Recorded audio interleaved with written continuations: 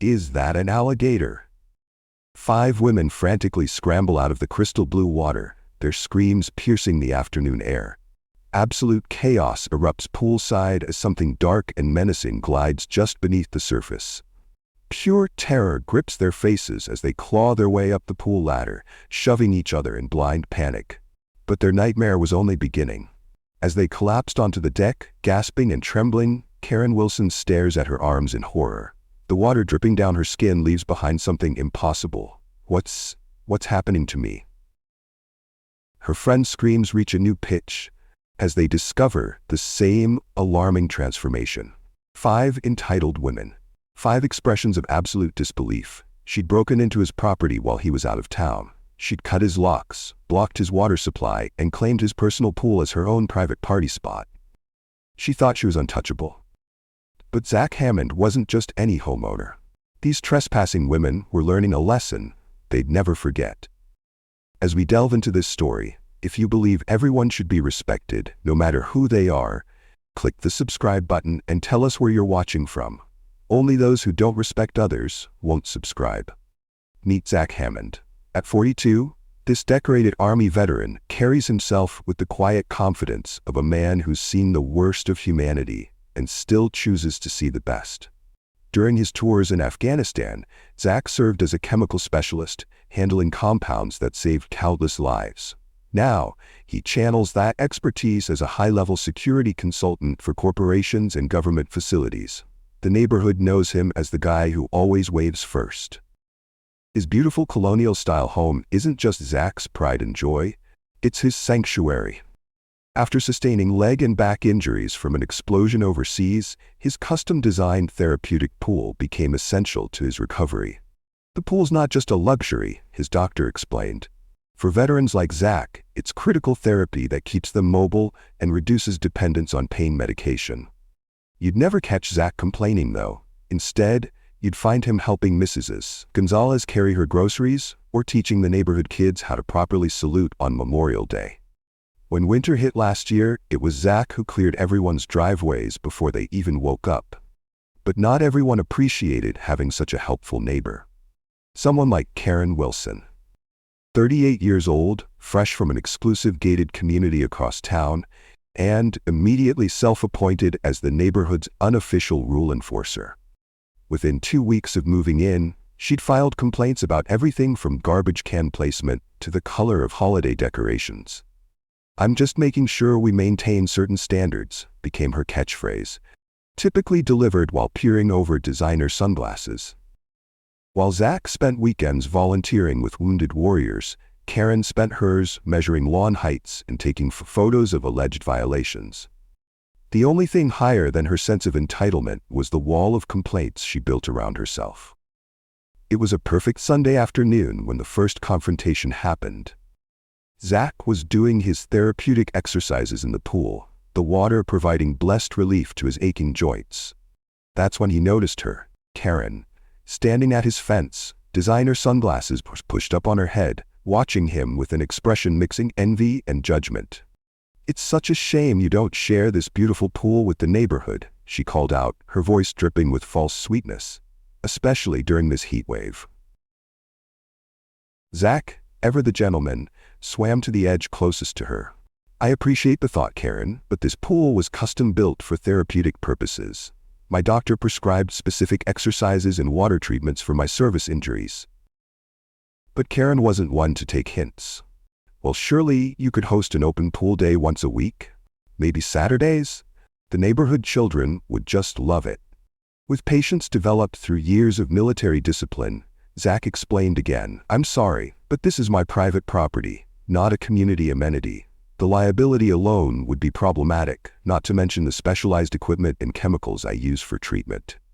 That's when Karen's mask of neighborly concern slipped. Her eyes narrowed, her voice sharpened like a blade. "You know, before you people moved in, this community was much more friendly. Everyone shared what they had." The thinly veiled prejudice wasn't lost on Zach.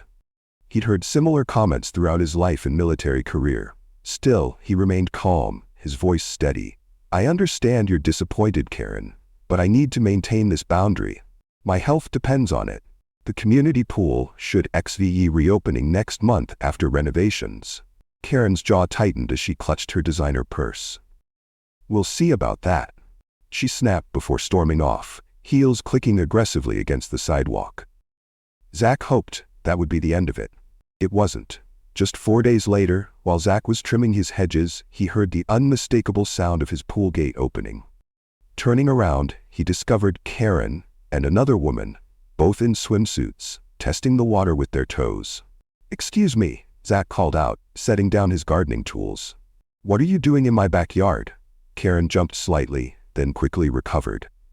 "Oh, we thought this was the community pool," she lied, despite their conversation days earlier. The gate was open. "No, it wasn't," Zach replied firmly. "That gate has a lock on it, which means someone tampered with private property." Karen's friend had the decency to look embarrassed, but Karen herself doubled down. "Well, it's ridiculous for one person to have exclusive access to such a large pool. There must be some sort of neighborhood easement." "There isn't," Zach stated, his military authority now evident in his voice. "And you both need to leave immediately." After escorting them off his property, Zach installed a heavier-duty lock on the gate, one that would require more than amateur lockpicking skills to breach. As he worked, he caught sight of Karen watching from down the street, phone in hand, clearly documenting his security upgrades. The look on her face sent a chill down his spine despite the summer heat. It wasn't just entitlement anymore. It was determination. Karen Wilson had declared war on his privacy, and she was just getting started. Little did she know, when it came to strategic planning, she was dangerously outmatched. For weeks, Zach had been preparing for a special veterans retreat in Colorado. The veterans retreat had been in planning for months. As the coordinator, Zach had arranged everything, from specialized therapy sessions to outdoor activities designed to help his fellow soldiers reconnect with civilian life. His bags were packed, his presentation materials organized, and his flight was scheduled for early the next morning. Then his phone buzzed at 11:43 p.m. A security alert. Zach's comprehensive home security system, installed after years in the protection business, showed real-time footage of a shadowy figure at his pool gate. The infrared camera revealed Karen's unmistakable silhouette fumbling with the lock, this time with what appeared to be professional lock-picking tools. Most people would have called the police immediately. But Zach had learned in combat that direct confrontation sometimes prevented larger conflicts. Within minutes, he was in his backyard, tactical flashlight in hand. "Karen," he called out calmly, illuminating her startled face. "This is trespassing. I've asked you repeatedly to respect my property." Caught red-handed, most people would retreat in embarrassment. Not Karen Wilson. "This neighborhood needs pool access," she declared, standing her ground despite being clearly in the wrong. "You're being selfish with a resource that should benefit everyone." Zach's patience was wearing thin, but his voice remained measured. "The community pool is being renovated. That's not my responsibility. This pool exists for medical purposes, not recreation." Karen's eyes narrowed in the flashlight beam. "I've documented multiple HOA violations on your property. The fence height, unapproved landscaping, excessive security cameras. The board will hear about all of this." Empty threats from a woman breaking into his property at midnight. Zach simply pointed to his own security camera. "I'll be sure to include tonight's footage in my police report if anything happens to my property. Good night, Karen." He watched her leave, seething but retreating. With an early flight, Zach decided to file a police report after returning from his trip, a decision he would soon regret. His 5 a.m. departure went smoothly. After loading final supplies, Zach realized he'd forgotten his presentation thumb drive. Returning home just 20 minutes after leaving, he noticed something odd at his pool gate. A brand new padlock, not his own, secured the entrance to his therapeutic pool. The security footage told the maddening story. Karen had returned at 4:30 a.m., just minutes after she'd seen his lights go on for his early departure. With swift efficiency, she had cut his lock, replaced it with her own heavy-duty padlock, and then, most alarmingly, headed to the side of the house where his pool equipment and water supply were located. The audio picked up her vindictive whisper, "If I can't use it while you're gone, no one can." Zach rushed to inspect the damage. The water main to the pool had been partially restricted with an adjustable valve clamp, not enough to be immediately noticeable, but enough to gradually lower the water level and potentially damage his expensive filtration system over the 3 days he'd be gone. Standing there in the early morning darkness, something shifted in Zach's demeanor. The patient, understanding neighbor was gone.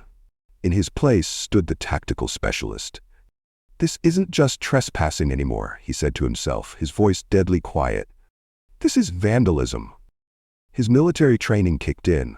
When faced with an adversary who escalates despite warnings, you don't just defend. You create a deterrent so effective they never dare approach again. Karen Wilson had just declared war on the wrong veteran. After the first confrontation, he'd installed a comprehensive defense system disguised as ordinary pool equipment. Hidden beneath the pool jets were underwater speakers that contained audio sounds of whales and frightening sounds. Then, concealed in what appeared to be standard cleaning ports were watertight compartments containing lifelike rubber reptiles that looked just exactly like snakes and alligators. They were formerly used to prepare soldiers for jungle warfare. And lastly, Zach poured a harmless theatrical dye into the pool. It was a non-toxic compound which only reacted and turned blue when it comes in contact with the skin. It was completely safe but temporarily stained skin a vivid blue for weeks. After preparing all this, Zach left his home and traveled for the retreat. On getting there, his home security app quietly pinged with multiple motion alerts. He glanced down discreetly at his phone, and what he saw made his jaw clench. Karen Wilson was back. But this time, she wasn't alone. "Ladies, welcome to our impromptu spa day at the community pool," Karen announced, sweeping her arm dramatically as she led 4 well-dressed women through Zach's side gate. She'd apparently removed his replacement lock with bolt cutters, leaving the gate swinging freely. The women arrived like they were setting up for a magazine photo shoot. Designer swimwear, oversized sun hats, expensive coolers filled with champagne and gourmet snacks. One by one, they paraded into Zach's backyard, arms loaded with pool floats, portable speakers, and enough towels for a small resort. "The stuck-up owner is gone for 3 days, Karen declared proudly, punching a code into her phone that started blasting pop music from a wireless speaker. "This pool is ours. I've made sure of it." One of her friends, a woman in a conservative one-piece swimsuit, glanced around nervously at the obviously private backyard. "Are you sure this is okay?" "This looks like private property, Karen. There's medical equipment over there." Karen dismissed her concerns with a wave of her manicured hand. "He's being selfish. These houses all had pool access before he built this fence. Besides, he should be grateful someone's using it while he's gone. Keeps the water circulating." In Colorado, Zach excused himself from the session, stepping into a quiet corner where he could focus on the security feed. His expression remained eerily calm as he watched 5 women make themselves at home in his therapeutic pool. The same pool containing thousands of dollars of specialized equipment and carefully balanced treatment chemicals. His fingers flew across his phone screen, texting a group labeled Operation Poolside Justice. Target has taken the bait. 5 intruders, proceeding with countermeasures. Within minutes, his phone rang. On the other end was Marcus, a fellow veteran who specialized in theatrical special effects for military training simulations. "Hey brother, got your SOS, Marcus said. "I'm looking at your security feed now. These ladies have no idea what they're in for, do they?" Zach's voice was calm but resolute. "Remember that underwater sound system we designed for military demonstrations? The one that simulates underwater threats during Navy training? The whale caller? Yeah, it's still in your pool from when we tested it last month." "Exactly. I need it activated remotely. And those prototype reptile props from the jungle warfare training, are they still in the storage compartment?" Marcus's laughter came through the phone. "Oh man, this is going to be good. The remote activation signal is already configured, and don't forget that special dye in the pool, the one that responds to the pH change when it touches the skin." Zach watched as Karen splashed water at her friends, claiming the deep end as her spot, while pouring champagne into plastic flutes. "They want a special pool day?" Zach said quietly. "Let's make it unforgettable." Back in Zach's backyard, the women were completely oblivious to what was coming. Karen floated on her back, sunglasses reflecting the sky, a smug smile on her face as she raised her glass. Ladies, here's to taking back what should be ours. The neighborhood deserves this luxury. Little did she know, their spa day was about to turn into something from their worst nightmares, courtesy of a security expert who'd finally had enough. Meanwhile, in his Colorado hotel room, Zach sat bathed in the blue light of his laptop, methodically accessing each camera of his home security system. The split-screen view showed every angle of his backyard, and the 5 women who had no idea they were starring in their own disaster movie. What Karen and her friends didn't realize was that Zach had anticipated this exact scenario months ago. Karen was now lounging on a float she'd brought from home, sunglasses perched on her nose, drinking directly from a champagne bottle. "We should do this every weekend," she announced to her friends. "He'll never know. And even if he finds out, what's he gonna do about it?" The women laughed, clinking their glasses in agreement, completely unaware of the equipment shed, ready to execute the plan. Ladies and gentlemen, if you've ever dealt with entitled neighbors who don't respect boundaries, you're going to love what happens next. Hit that subscribe button right now because this story of sweet, colorful justice is just getting started. Zach looked directly at his webcam, as if staring through it into the souls of anyone watching this unfold. A small, satisfied smile played across his lips. His finger hovered over the execute button for just a moment before pressing down firmly. Phase 1 had begun. In the pool, something strange happened. A low, haunting sound, barely audible at first, began emanating from below. A deep, mournful wail call that seemed to come from everywhere and nowhere. "Did you hear that?" asked one woman, treading water with a confused expression. "Hear what?" Karen replied, but then froze as the sound came again, slightly louder. The women exchanged nervous glances, some removing their earbuds, others tapping their ears as if trying to clear water. "It's probably just," Karen began, but was cut off by a much louder, more ominous underwater groan that literally vibrated the water around them. More sounds joined the first, clicking noises, strange echoing calls, deep rumbling vibrations. The hidden speakers were now delivering a full underwater symphony of increasingly disturbing ocean sounds. "What is that?" shrieked one woman, scrambling toward the edge of the pool. Karen, desperate to maintain control of her rapidly deteriorating spa day, forced a laugh. "It's just the pool equipment. Old houses have weird plumbing sounds. Don't be such babies." But her voice betrayed her own unease, especially when the volume suddenly peaked with a thunderous whale call so powerful it sent ripples across the water's surface. Phase 2 was imminent. Zach typed quickly. "Release the reptiles." The first woman to scream was the one nearest the deep end, where the nose and eyes of an alarmingly realistic alligator head slowly rose to the surface, water streaming down its textured scales. "There's something in here," she shrieked, backpedaling frantically. Before anyone could respond, rubber snakes began popping up around them, their lifelike designs catching the sunlight as they bobbed menacingly on the surface. What followed was nothing short of comedic chaos. 5 grown women screaming in perfect harmony, thrashing toward the nearest exit. One woman abandoned her expensive sun hat to the water. Another kicked her friend in the shoulder in her desperate attempt to escape. Karen, in perhaps the most satisfying moment yet, had almost reached the ladder when a particularly realistic snake prop surfaced right beside it. Her scream reached a pitch that could shatter crystal as she fell backward into the water, flailing wildly. "There are alligators in here," bellowed her friend, practically climbing over another woman's back to reach the pool steps. The mass exodus was frantic and utterly undignified. Designer swimwear torn, expensive hairstyles ruined, dignity completely abandoned. All 5 women finally collapsed on the pool deck, gasping and trembling with shock and fear. But their nightmare wasn't over, not by a long shot. As they caught their breath, one woman glanced down at her arm. The water dripping from her skin was leaving behind something unusual. What is this?" she whispered, rubbing at a distinctly blue tint spreading across her skin. One by one, as they dried in the sun, the horrifying transformation became impossible to ignore. Their skin, all of their skin, was turning a vibrant, unmistakable blue. Karen examined her arms and legs in absolute panic. "What's happening to us?" She shrieked, frantically trying to wipe away the color that was only becoming more pronounced. That's when Karen's phone rang. With trembling hands, she answered the video call, then nearly dropped the device when Zach's calm face appeared on screen. "Hello ladies, enjoying my pool?" His voice was pleasant, almost friendly. You. Karen snatched the phone, her blue face contorted with rage. "What have you done to us?" Zach's expression remained perfectly composed.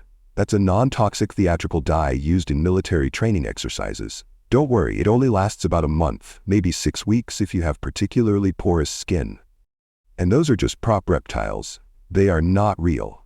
"I'll sue you," Karen screeched, her blue complexion now complemented by a purplish rage vein pulsing in her forehead. Zach's smile faded. With a few taps, his screen changed to display a folder icon. "I have complete footage of you trespassing on my property, cutting my locks, tampering with my water supply, and explicitly stating your intention to use my pool without permission. I particularly enjoyed the part where you admitted doing this repeatedly and planning to continue." The women fell silent, horror dawning on their blue faces. "So," Zach continued calmly, "who do you think the police will side with? The decorated veteran whose property was repeatedly violated? Or the trespassers who are now, quite literally, caught blue-handed?" The looks on their faces said it all. They were completely, utterly, and very bluely busted. With fear, they ran out of his property into their homes, never to return again. 1 week later, Zach's SUV pulled into his driveway. The veteran's retreat had been a resounding success, but nothing compared to the reception awaiting him in the neighborhood. "There he is. The pool defender himself," called Mr. Rodriguez from across the street, giving an enthusiastic thumbs up. Word had spread like wildfire through the community. And not just because 5 blue women were rather hard to miss. Neighbors, who had suffered under Karen's self-appointed rule, stopped by throughout the day, with everything from handshakes to homemade pies. Mrs. Foster brought a bottle of whiskey with a card that read simply, "Thank you for the blue justice." Meanwhile, Karen Wilson had become something of a neighborhood ghost. Security footage captured her rare ventures outside, now exclusively at night, buried under ridiculously oversized hats, scarves, and sunglasses despite the summer heat. One particularly amusing clip showed her diving behind a hedge when a car's headlights swept in her direction. Her 4 friends weren't faring much better. Social media had gone mysteriously quiet from all 5 women, though one anonymous post in a beauty group desperately seeking urgent help with skin discoloration received thousands of laughing emoji reactions. The spectacle didn't go unnoticed in professional circles either. 3 days after his return, Zach received a call from the CEO of Elite Safe Security Systems. "We've heard about your creative approach to deterrence," the executive said. "We'd like to offer you a consulting position developing non-harmful security solutions for residential properties. Apparently there's a sudden surge in demand." Even the HOA, which had previously ignored Karen's complaints about Zach's property, released an official statement clarifying that Mr. Hammond's therapeutic pool is private property, installed with proper permits and approvals. The statement pointedly added that trespassing on private property is both illegal and against HOA bylaws, regardless of skin color. The blue women, meanwhile, had tried everything. Store security cameras captured them buying industrial-strength scrubs, specialty soaps, and even a case of lemon juice. Social media posts showed evidence of bizarre home remedies involving baking soda pastes, vinegar baths, and something involving raw potatoes. Nothing worked. The specialized dye was designed to fade naturally over time, resistant to all removal attempts. In perhaps the most delicious twist of fate, the real community pool, the one Karen had complained about being closed, reopened its gates exactly 9 days after the incident. Newly renovated, with expanded facilities and a beautiful modern design, it welcomed all neighborhood residents. All except 5, that is. Karen, hearing the community pool was open, came to relax one sunny afternoon, but everyone bursted into laughter as they saw her approaching. One person shouted mockingly, "You totally blew me away, Karen." Everyone laughed again, and Karen couldn't face the mockery anymore. She had to apologize to everyone, and the mockery stopped. Karen's legal threats had quickly evaporated when presented with the mountain of evidence against her. Instead, the judge offered her a choice: criminal trespassing charges, or community service. She chose the latter, unaware of the judge's sense of humor. Her assignment? Pool maintenance at the newly opened community pool. For the next month, the woman who had so desperately wanted pool access now had to skim leaves, check chlorine levels, and clean changing rooms, all while covered head to toe in clothing to hide her blue skin, standing just feet away from the refreshing water she wasn't allowed to enter until her community service was complete. And her skin returned to its normal color, whichever came last. As for Zach, he returned to his peaceful routine. One evening, relaxing by his pool with a well-deserved beer, he reflected on the whole ordeal. "You know," he said to his visiting veteran buddy, "this was never about revenge. It was about boundaries. Every person has the right to feel secure in their own property." His friend nodded. "Most people just need to be reminded of that. Some people need a more colorful reminder." What would you have done if someone repeatedly trespassed on your property and took over your pool? Would you have gotten creative with your revenge like Zach did? Let us know in the comments below. If you enjoyed this story of sweet, colorful justice, hit that subscribe button and notification bell to never miss another video where entitled people get exactly what they deserve.